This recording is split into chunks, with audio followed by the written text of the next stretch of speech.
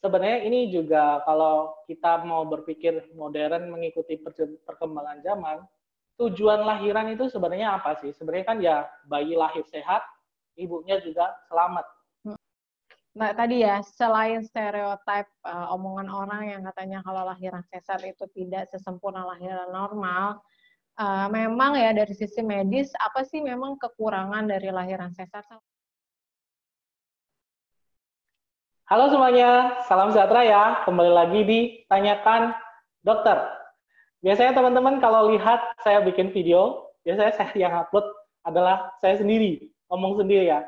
Cuman khusus kali ini kita ada spesial nih kedatangan tamu dari Mama Papa ID. Mungkin teman-teman yang belum tahu Mama Papa ID bisa lihat di YouTube-nya dan juga di Instagram-nya. Itu banyak sekali informasi yang penting. Nah, di sini kita nanti akan bahas soal kehamilan sesar dan juga normal ya. Tapi sebelumnya, kalau teman-teman merasa ini bermanfaat banget, silakan disimak video kali ini. Dan jangan lupa juga, saya pribadi juga ada collab dengan Mama Papa ID di video yang lainnya. Nanti lihat di channelnya Mama Papa ID soal berhubungan intim pas lagi hamil. Dan juga nanti di sana, ini karena kebaikannya Mama Papa ID, ada giveaway buat teman-teman yang berhasil menjawab pertanyaannya. Nanti simak aja di channelnya Mama Papa ID, ada video yang ada wajahnya saya. Boleh nanti ke sana aja. Yang soal berhubungan intim pada saat hamil, disimak. Nanti jawabannya ada di videonya, dan pertanyaannya nanti ada di deskripsinya. Nanti jawab di sana aja. Ada uang tunai sekitar 2 juta rupiah, masing-masing 200.000 ya untuk 10 orang pemenang. Jadi lumayan banget kalau untuk ibu-ibu yang sedang hamil, yang mau beli sesuatu buat bayi-bayinya, atau mungkin untuk keperluan persalinan, boleh banget ya ikut giveaway-nya, lumayan buat tambah-tambah uang jajan. Ya, oke, langsung aja kita di sini ada dari Mama Papa ID, perwakilannya ada Mbak Risa. Halo Mbak Risa. Halo Dokter Jeff. Halo, Saya mau gimana bertamu kabarnya? Dokter Jeff di sini. Mau bertamu, Bertamu ya. gangguin channelnya dokter, tapi nanti saya banyak nanya nih dok tamunya. Ini tamu yang banyak nanya ya, harusnya tuan rumahnya yang banyak nanya nih. Tamu yang banyak nanya dan nanyainnya nggak cuma langsung ke dokternya, tapi langsung gangguin di channelnya. Ya, ini kayaknya beda banget ya. Iya, langsung mungkin gangguin di channelnya. Biasanya saya lihat dokter kan langsung ngomong ke kamera, kayaknya saya langsung nanya aja deh channelnya dokter. Saya numpang eksis juga boleh, nih di boleh. channelnya dokter. Boleh. Gitu. Nah, dokter, jadi tadi makasih banyak udah diperkenalkan sama Papa ID ke teman-teman atau followers garis kerasnya. Tanyakan dokter, gitu kan. Garis keras tanyakan dokter. Kenalkan semuanya, saya Risa, saya dari Mama Papa ID. Jadi Mama Papa ID ini sebenarnya media and community parenting kita bilangnya. Kita tuh kebanyakan memang menyasarnya atau banyak di kita followersnya first timer parents gitu dok.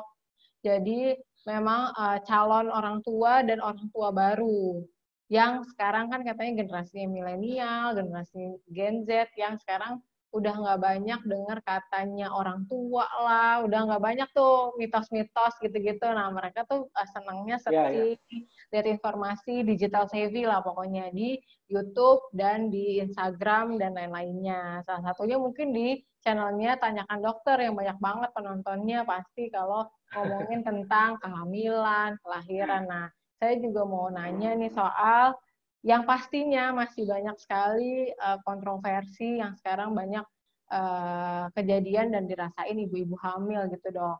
Ini ke proses persalinan dokter antara sesar dan normal.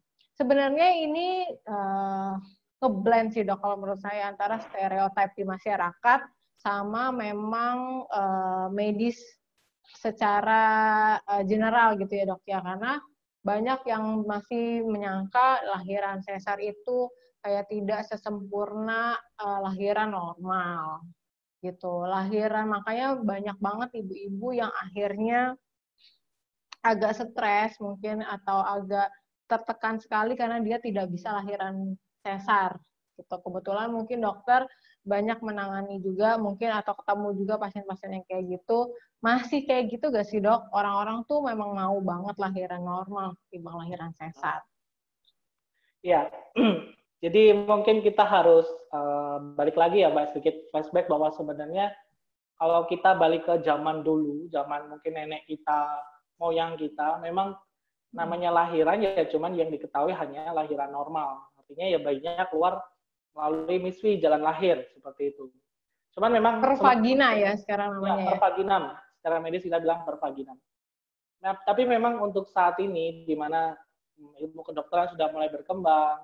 Kalau dulu Mbak, kalau dulu memang kita taunya cuma lahiran normal. Artinya ya entah waktu itu bisa lahiran atau enggak, pokoknya normal aja. Artinya ya waktu itu pasti angka kematian ibu dan bayi ya cukup banyak juga. Cuman di saat sekarang di mana sudah semakin modern, teknologi bius sudah ada, pembedahan sudah ada, sudah mulai modern, lahiran sudah ada yang namanya lahiran secara sesar. Artinya tidak melalui pervaginam, melalui perut. Perutnya ditoreh, bayinya dikeluarkan lewat situ. Ya kita kalau dibilang orang paradigmanya kalau normal itu berarti yang paling bagus. Sebenarnya ini juga kalau kita mau berpikir modern mengikuti perkembangan zaman, tujuan lahiran itu sebenarnya apa sih? Sebenarnya kan ya bayi lahir sehat, ibunya juga selamat. Intinya itu kan nggak mau dong, bayinya lahir sehat, ibunya kenapa-kenapa. Atau mungkin bayinya meninggal, nggak bisa lahir, ibunya atau keduanya lah, itu kan sebenarnya sangat tidak diinginkan. Dan itu yang memang dihindari untuk sekarang ini. Kalau bisa ya bayi lahir sehat, ibunya selamat. Lahiran tidak harus hanya dengan kondisi lahiran normal, terutama kalau memang ibu-ibu di sini, mama-mama di sini divonis dokternya nggak bisa lahiran normal. Artinya kan kalau dokter pasti tahu dong ya, gimana yang bisa normal, gimana yang enggak. Kalau dipaksakan normal nanti resikonya gini. Jadi ya kita harus membuka wawasan juga. Ternyata lahiran sesar dan normal tuh sebenarnya tujuannya sama aja, supaya bayinya sehat, ibunya juga selamat. Tapi sayangnya gini sih Mbak, kalau saya nemu di lapangannya, kebanyakan sih memang benar ibu-ibu ini, mama-mama ini agak sensitif dengan yang namanya normal atau sesar ini. Mungkin pertama gini, ada orang mama-mama yang takut dengan darah, pembedahan, operasi yang harus masuk ruang operasi, mungkin agak serem gitu ya gambarannya ya. Atau mungkin, aduh takut banget nanti kenapa nanti sakit. Itu ada tipe yang seperti itu. Tapi ada juga yang sebenarnya dia terima-terima aja, cuman omongan dari kanan kiri, dari teman. Misalnya gini, wah enak ya, kamu bisa lahiran sesar, nggak perlu ngeden. Misalnya seperti itu. Sarkasme ya. Atau, wah kalau sesar berarti ntar bayimu gini. Benar. Itu banyak banget. Makanya ya itu juga menjatuhkan mental mama-mama juga ya, dalam dia lahiran sudah menanggung begitu beratnya hidup. Ditambah omongan seperti itu, tentunya ini juga bikin ngedon. Makanya kita ini sebenarnya membenarkan persepsi orang-orang yang sarkasme itu juga dengan ibu-ibu yang mama-mama yang mau lahiran. Ternyata gini loh, lahiran normal dan sesar tuh bukan yang seburuk itu. Sesar pun juga tujuannya baik supaya bayinya lahir sehat, ibunya juga selamat. Gak harus normal. Kalau normal syukur karena pemulihan lebih cepat, tapi kalau memang harus sesar ya mau gimana lagi, yang penting kan sehat sama-sama gitu. Oke. Nah, biasanya tadi kan dokter bilang kalau emang dokternya sudah memvonis atau memutuskan kayaknya ini bisa lahiran normal atau kayaknya ini harus sesar, itu biasanya pada saat usia kelahiran berapa minggu? Maksudnya mungkin ibu-ibu tuh bisa ngejar nih sebelum orang atau dokter ngevonis gitu, maksudnya saya sehatin janinnya atau lain-lain. Biasanya kelihatan dia tuh bisa lahir normal atau enggak di usia lahiran berapa week, dok? Ya, ini sebenarnya memang sedikit tricky Mbak ya. Maksudnya gini, kita kan untuk kelahiran normal sebenarnya kan harus ada beberapa syarat yang terpenuhi ya. Ya. Kalau secara ilmu kebidanan, ilmu kedokteran itu kita bilang singkatnya 3P. Passenger power. Power itu adalah misalnya ya ibunya memang bisa mengejar dengan baik, tidak ada masalah kesehatan dari ibunya yang melarang untuk dia untuk mengejar gitu misalnya. Kemudian kalau passage artinya ya jalan lahirnya tidak ada masalah, tidak terhalang. Kalau terhalang hari-hari kan nggak bisa juga itu lahiran normal. Dan juga mungkin penggonya nggak sempit. Kemudian passenger bayinya nggak besar, bayinya mungkin posisinya bagus, nggak sungsang, nggak melintang. kemudian posisi kepalanya benar optimal, itu sebenarnya syarat-syarat lahiran normal yang memang harus ada untuk bisa lahiran normal. Nah, untuk pertanyaannya usia kehamilan berapa? Ini tergantung masalahnya di mana, Mbak. Misalkan gini, untuk yang paling sering di lapangan adalah ibu punya riwayat penyakit hipertensi misalkan, atau pernah operasi mata dan selama hamil hipertensinya tidak terkontrol misalkan. Ini sudah dari sejak awal kehamilan sudah bisa diwanti-wanti, wah kalau sudah pernah operasi, ada hipertensi tidak terkontrol, mungkin aja nanti ending-endingnya harus sesar karena nggak boleh ngenten kan, nggak boleh ngejat. Tapi juga misalkan ada juga yang di tengah-tengah kehamilan, misalkan kontrol dilihat, oh ini ari-arinya kok di bawah ya, usia kehamilan 7 bulan misalnya, di mana kalau dia bermigrasi sebenarnya bisa aja menjauhi mulut rahim, tapi kan kadang-kadang ada yang nggak bisa gitu, sehingga saat itu juga bisa diwanti-wanti di trimester kedua atau bahkan pertama pun juga ada, kedua, ketiga itu sudah bisa. Atau masalah posisi, ini juga sering, posisi janin ya, bayinya melintang nih, bayinya sungsang, kepalanya di atas, otomatis itu lahiran normal juga nggak bisa. Itu biasanya sih di akhir-akhir kehamilan, ya, karena sebenarnya untuk posisi muter itu secara alami memang masuk 7 bulan ke atas tuh janin mulai muter, cuman ada beberapa di usia kehamilan 37, 38 dia nggak muter, sehingga ya memang harus dilakukan tindakan sesar. Jadi ini sebenarnya tergantung juga masalahnya di mana. Ada yang bisa dideteksi lebih awal, memang nggak bisa normal, ada di pertengahan, ada juga di akhir. Misalnya juga sudah persalinan tapi kontraksinya hilang, nggak maju-maju persalinannya, itu kan juga nanti endingnya harus di sesar juga. Induksi dulu, kalau induksi nggak bisa ya harus sesar tetap. Intinya ya tergantung masalahnya di mana gitu. Nah itu tuh berarti kalau salah satu aja nggak punya dari yang tadi dokter bilang syarat-syarat dari 3P itu, berarti bisa langsung ada kans untuk kemungkinan lahirnya dia akan sesar. Ya benar. Karena memang untuk normal itu kan harus posisi bayinya bagus, ibunya bisa mengejan, bayinya bisa lewat. Banyak banget sih sebenarnya syarat-syaratnya. Ada gak sih dok data atau case aja deh yang ada di dokter dari misalkan dari 10 ibu hamil, berapa orang ibu hamil itu bisa normal? Dari 7 misalkan. Ya sebenarnya kalau kita bilang kasus di lapangan ini bervariasi sih Mbak ya. Lahiran normal juga banyak kasusnya lahiran normal. Kalau kita tahu yang bisa lahiran di bidan, di puskesmas itu ya rata-rata yang normal yang bisa. Cuma kebanyakan case yang sudah dikirim ke rumah sakit, yang ditangani dokter kandungan, kebanyakan adalah yang sudah nggak bisa normal, memang harus sesar. Kebanyakan seperti itu.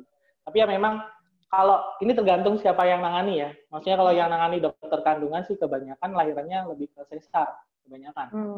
Tapi kalau kita lihat di mungkin daerah di puskesmas atau bidan praktek mandiri di sana ya lebih diutamakan lahiran yang normal. Kalau nggak bisa baru dirujuk ke rumah sakit yang ada dokter kandungannya seperti itu. Oke. Dok, ibu hamil normal dan sesar. Apa tadi kan ada 3P ya dok ya yang dokter bilang. Dari diklaim misalkan contohnya aja deh yang bisa diubah gitu ya dok ya, sehingga akhirnya nantinya dia bisa ke normal kemungkinan. Itu yang P yang mana tadi dok? Posisi bayi kah?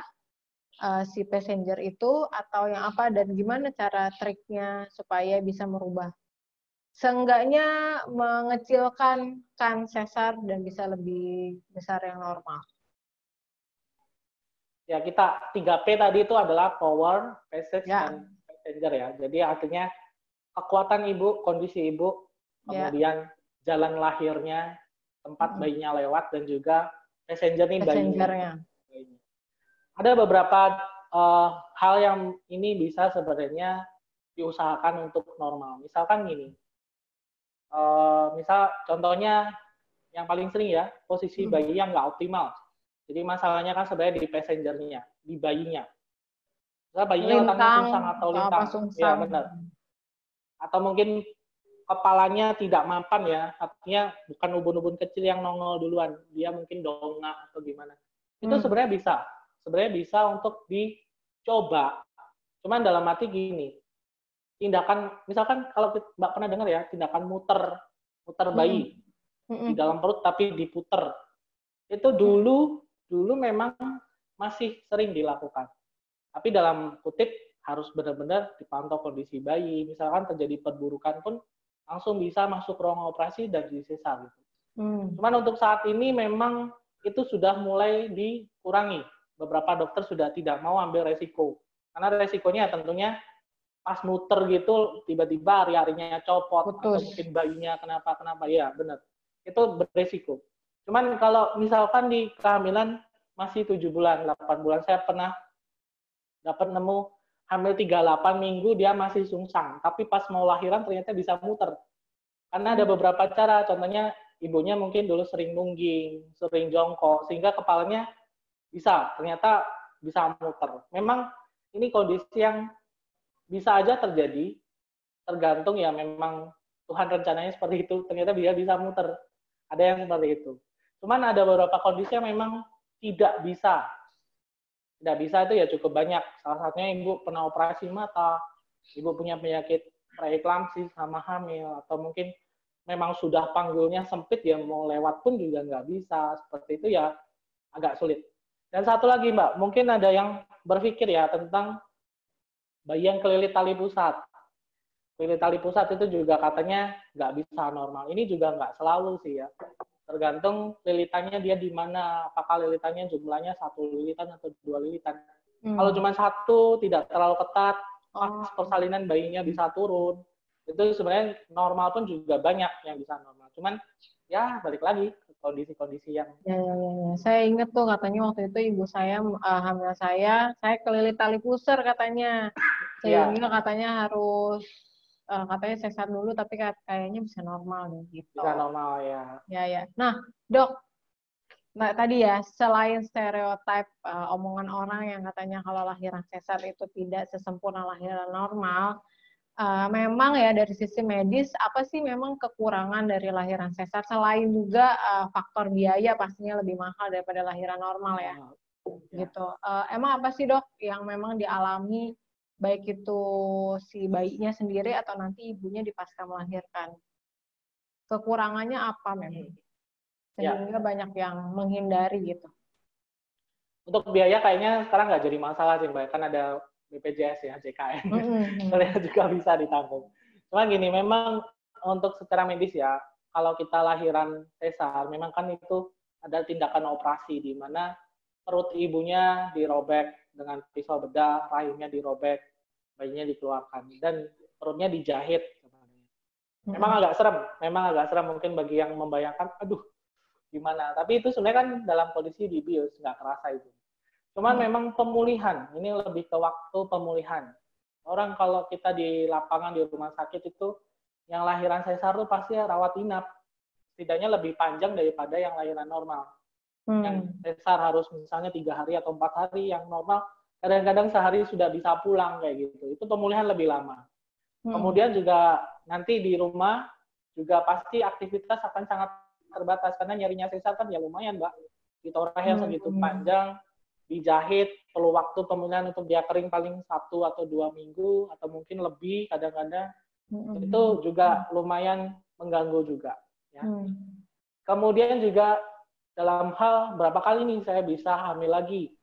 Ini pertanyaan juga sering. Saya pernah sesar, saya bisa nggak? Saya hamil lagi, jaraknya harus berapa? Ini harus dipertimbangkan juga. Karena untuk sesar memang disarankan untuk benar-benar KB, benar-benar dijarakkan, direncanakan gitu kehamilannya. Karena kalau terlalu dekat juga beresiko, karena kan ada bekas robekan, bekas jahitan di rahimnya. Nanti kalau rahimnya melar, ya nanti resiko robek juga. Jadi jaraknya paling 1 tahun 8 bulan atau biasa orang bilang 2 tahun. Kalau lebih cepat dari itu, lumayan berisiko kehamilannya. Jadi jahitannya ya dok berarti ya? Iya benar. Ibarat gini lah, ban pernah pecah, kemudian pernah ditambal, dia tentunya tidak sekuat dengan ban baru yang belum pernah pecah dan belum pernah ditambal. Ya. Itu.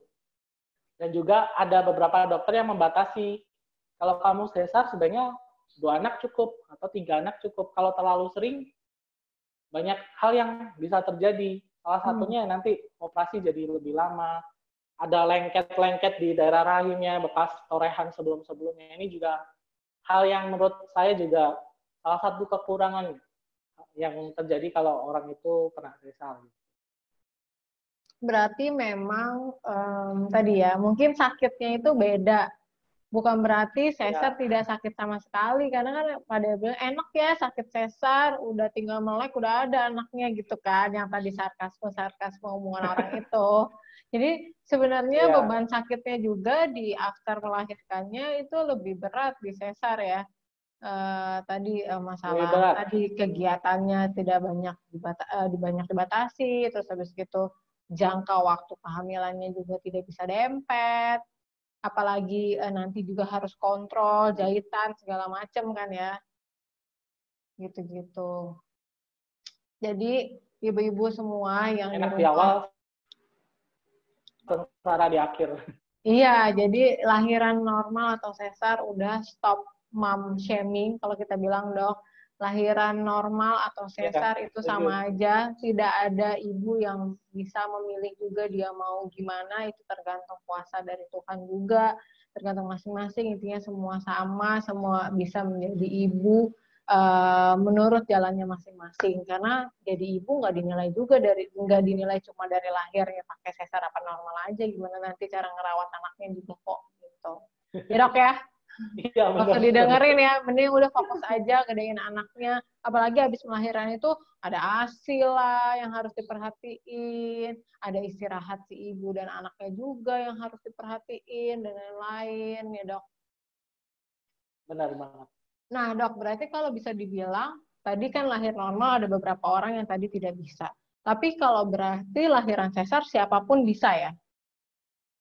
Atau ada situasi tertentu orang itu tidak bisa sesar? Jadi gini Mbak, kalau sesar itu kan sebenarnya alternatif terakhir ya Mbak ya, alternatif terakhir. Artinya itu ya sudah mentok-mentoknya. Pasti semua orang bisa disesar kalau memang tidak bisa normal. Itu alternatif terakhir lah istilahnya, apa ya, pedang emasnya lah. Itu pilihan terakhir yang bisa diambil. Artinya sebenarnya kan persalinan normal, kalau normal tidak ada kontraksi bisa diinduksi dulu, dirangsang dulu. Oh kalau nanti mentok-mentok nggak bisa, endingnya pasti sesar. Sebenarnya ya nggak ada indikasi, maksudnya orang ini nggak bisa disesar, nggak juga sih. Semua orang bisa disesar kalau memang ada indikasi medis yang mengharuskan dia harus sesar, tidak bisa normal. Oke. Sekarang Dok, kita coba beri support juga nih kepada ibu-ibu yang memang sudah kira-kira diklaim dokternya akan lahiran sesar. Mungkin kemarin kebanyaknya informasi gimana sih supaya cara lahiran normal. Ada juga gak sih Dok persiapan lahiran sesar? Terlebih untuk kondisi ibu dan si janinnya. Ya, untuk kondisi sesar artinya kan sebenarnya memang ada masalah ya. Entah itu masalahnya di mana ya, kita abaikan dulu lah masalahnya di ibunya, di bayinya atau gimana. Artinya memang kondisi yang harus sesar. Sesar pun sebenarnya lebih ke persiapan mental ibunya ya. Mental ibunya dia harus masuk ruang operasi yang mungkin dia sama sekali selama hidupnya nggak pernah operasi. Itu kadang-kadang juga cukup bikin stres juga, bikin apa? Pikiran juga gitu loh. Itu pertama persiapan psikisnya ibunya, mentalnya harus berani untuk operasi. Mungkin kalau ibu yang pernah operasi sebelumnya entah penyakit apa, lebih nggak takut ya. Tapi ada yang ini operasi pertama harus didampingi psikolog dan lain sebagainya karena dia terlalu ketakutan. Ada juga yang seperti itu. Itu pertama, persiapan psikisnya. Kemudian untuk persiapan-persiapan lain sebenarnya lebih ke teknis sih Mbak ya. Misalkan ibunya nanti ada yang disuruh puasa dulu, ada yang seperti itu. Misalnya minimal 8 jam harus puasa dulu supaya nanti proses sesarnya nggak ada masalah gitu. Atau mungkin yang ibu harus dicek riwayat alerginya, obat bius terutama antibiotik yang masuk. Itu harus dipersiapkan juga. Itu biasanya lebih ke teknis ya. Itu di usia pernikahan, kehamilan berapa week Dok biasanya harus boleh disesar tuh? Minimal berapa week gitu? Untuk maksudnya gimana? Maksudnya kan kalau lahir normal kan kira-kira range week-nya segitu. Sesar juga sama aja. Range week-nya tuh segitu. Oh, sama. Sama. Sebenarnya kalau pokoknya sesar pun kan ada 2 jenis, Mbak ya. Sesar yang elektif, artinya ini sebenarnya jauh-jauh hari sudah dipersiapkan, sudah Booking tanggal ditentukan, ya. benar, Booking benar. tanggal cantik biasanya 12 misalkan gitu kayak tanggal Oh. e-commerce. Kalau elektif ini sudah, pokoknya usia kehamilan sudah mateng aja, sudah 37 minggu ke atas, entah itu 38, 39 atau kapan pun sudah bisa. Itu sudah dipersiapkan jauh-jauh hari. Cuman kalau ada yang sesar cito emergency, itu kadang-kadang ya karena kondisinya mendesak, itu yang mungkin persiapannya akan lebih sedikit, lebih kurang. Karena memang kondisinya dikejar waktu, harus dilahirin segera, misalnya seperti itu. Jadi waktunya berbeda. Oke, gitu. Jadi mama di rumah pokoknya sesar atau normal balik lagi demi kesehatan si janinnya juga. Jadi jangan terlalu nge-push diri juga kalau memang harus normal. Kadang-kadang juga kan ada yang gini, Dok, ini ke dokter ini harus sesar, terus dia jadi negative thinking nih sama dokternya. Kok disuruhnya sesar sih? Saya kayak sehat-sehat aja atau gimana? Kalau memang nggak cocok sama dokter itu second opinion aja, jadi nggak usah banyak berpikir negatif juga ya dok ya. Second opinion tuh sama memperbaiki kesehatan tubuhnya juga sama si janinnya. Nah ada juga nih soalnya ibu-ibu yang saking pengennya normal, dokternya udah bilang kayaknya sih sesar, tapi kan kalau dokter kadang-kadang kalau di-push sama ibunya, oh ya udahlah kalau emang mau coba gitu kan, akhirnya ibunya itu coba normal, ngeden segala macam, tapi nggak keluar-keluar, akhirnya ujung-ujungnya sesar-sesar juga. Jatuhnya kan juga jadi apa ya? Jadi kasihan juga bayinya kelamaan di dalam, karena ada kasus, dokter pernah dengar gak sih ada kasus, beberapa kasus yang memaksakan lahir normal, terus abis itu tidak keluar, akhirnya bayinya di dalam tidak hidup lagi. Ada kejadian kayak gitu, banyak kejadian kayak gitu, jangan sampai mungkin kayak lebih ke daerah-daerah bukan perkotaan ya, maksudnya yang paradigmanya harus normal itu banyak. benar. Artinya pertolongannya terlambat dan ya itu hal tidak diinginkan ya, entah itu bayinya entah ibunya bisa aja terjadi. Ya benar. Waktu itu pernah kalau nggak salah 2 atau 3 bulan kemarin ya, ada satu selebgram itu Belum ada sebulan, Mbak. Belum ada sebulan ya. Belum ada Satu sebulan. selebgram yang memang lahir anak kedua, hamil anak kedua ya dok ya. Nah, anak kedua dia kekeh banget pengen normal, akhirnya dokternya segala macam normal dan dicoba normal maksudnya, tapi ternyata Tuhan berkata lain, akhirnya si bayinya meninggal pada saat dalam kandungan, pada saat mau proses persalinan itu ya dok ya. Ya itu pernah juga sih. Atau yang kemarin saya sempat juga tahu ya selebgram juga dia kalau misalkan nggak bisa dokter bilang harus sesar, coba cari alternatif ke bidan, siapa tahu bisa. Ini sebenarnya juga mungkin kesempatan di kali ini juga teman-teman harus tahu kalau kita mau cari second opinion, pendapat orang kedua, pihak kedua, mungkin dengan dokter A bilangnya gini, kalau saran saya cari second opinion adalah yang lebih expert kalau bisa atau sepadan. Cara kompetensinya jadinya ya. Iya. Kalau dokter kandungan ya nanyanya ke dokter kandungan yang memang kompetensinya sama. Atau kalau ini konsultan kalau bisa yang prof, itu kan lebih naik lagi gitu. Jadi jangan malah downgrade, malah ya bukan mengintimidasi bidan, bukan. Bidan juga punya kompetensinya masing-masing. Iya, benar. Kan untuk pastinya sesar atau enggak ini bukan kompetensi bidan. Bidan kompetensinya adalah lahiran normal. Sesar harus dirujuk ke dokter kandungan. Jadi karena kan bidan juga nggak ada alat-alat untuk melakukan sesar tadi ini ya, dok ya. kompetensinya juga tidak ada gitu. Untuk sesar. Gitu. Jadi makasih ya Dokter Jeff ya. Semoga video kali ini di channelnya Tanyakan Dokter ini bisa menjawab kegelisahan, kegundahan ibu-ibu semua yang mau lahiran. Yang mau lahiran, saya normal atau sesar. Terus habis itu ada juga yang memang baru banget mau punya keturunan tuh sudah mikirin lahiran normal tuh serem gak sih? Kadang ada yang kayak gitu dok. Lu ngebayangin, karena saya ngelihat adik saya juga lahiran. Waktu itu dia maksain buat normal, lalu ngeden sampai kayak dari jam 7 malam sampai subuhnya itu nggak keluar-keluar, nggak pembukaan deh. Terus akhirnya mau nggak mau ya harus apa namanya, di sesar. Biasanya dia kayaknya enakan sesar deh, malah kayak gitu jadinya. Jadi udah tinggal keluar gitu kan. Gitu. Jadi balik lagi sih, kalian tahu deh pasti ke di hati masing-masing nih, seorang ibu pasti bisa gak ya diri ini normal gitu. Komunikasi lagi sama bayi yang ada di janin ya dok ya. Kira-kira gimana kan? Iya, ikatan batinnya, ayo mau lahir normal atau enggak. Tapi kalau udah satu saat ya dikit lagi mau lahir, oke, kayaknya hati ini kayaknya udah nggak bisa deh, sesar aja, ikutin aja, nggak usah dipaksain, memang harus ngikutin yang biasanya normal ya normal gitu kan. Tapi sebenarnya ada loh Mbak, orang yang memang pengen dari awal sudah pengen sesar tuh ada. Dia mungkin dan itu kan juga ada. Bahkan sekarang cukup banyak yang sebenarnya dia bisa normal, tapi dok sesar aja dong, saya takut gini. Ada memang beberapa dokter ya oke lah nggak apa-apa. Tapi ada juga yang dokternya mungkin agak ini, kok bisa normal, ngapain sesar, ada yang seperti itu. Ya balik lagi ke pribadi. Mungkin salah satunya orangnya saya. lihat adik saya lahiran, kayaknya sesar aja, sepintas gitu, sepintas. Semoga nanti bisa sesuai sama takdirnya aja lah ya. Oke. Dokter, makasih banyak ya dokter Jeff. Sama-sama. Sama-sama sudah datang juga. Kita mau banyak-banyak nanya. Coba saya mau ingetin lagi nih buat penontonnya Dr. Jeff di rumah. Jangan lupa kita lagi bagiin total 2 juta rupiah untuk 10 orang pemenang di channel YouTube-nya Mama Papa ID. Yang belum subscribe atau apa, silakan coba subscribe. Minta subscribernya nih sama Dr. Jeff gitu. Kesana semua. Gitu.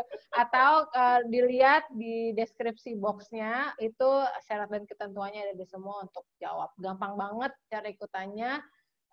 Semoga bisa membantu membeli peralatan bayi. Gitu. Lumayan. Makasih banyak ya dokter. Ya, sama-sama. Terima kasih Mama Papa ID. Ya, dadah semuanya. Sampai jumpa. Semoga infonya bermanfaat ya. Dadah. Makasih dokter. Selamat siang.